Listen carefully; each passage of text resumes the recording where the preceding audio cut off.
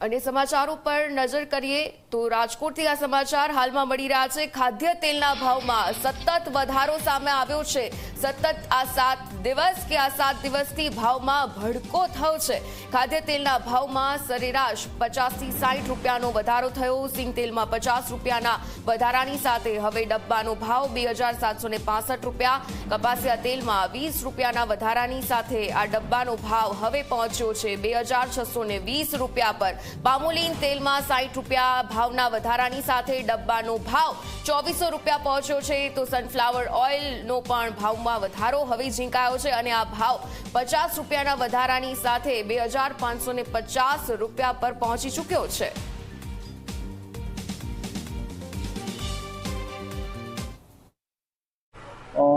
સિંગતેલમાં ભાવ વધારામાં જોવા જઈએ તો અત્યારે મગફળીની આવકો ઓછી છે અને હાલ જોવા જઈએ તો મગફળી છે તો અત્યારે મેજોરિટી મેક્સિમમ માલ નાફેડ પાસે છે।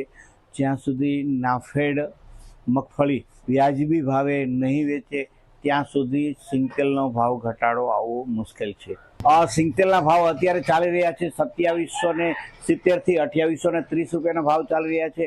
તો કપાસિયા છે તો એ 2580 થી 2630ના ભાવ છે। પામોલીન છે તો 2360 થી 2400 રૂપિયાના ભાવ ચાલી રહ્યા છે।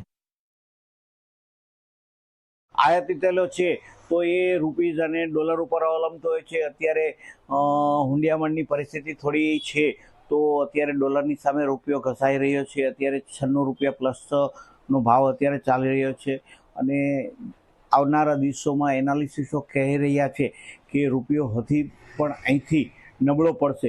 જો અહીંથી રૂપિયો નબળો પડશે તો આપણી આયાત મોંઘી થશે, તો આવતા દિવસોમાં આયાતી તેલો છે તો એમાં ભાવ વધારો આવી શકે છે।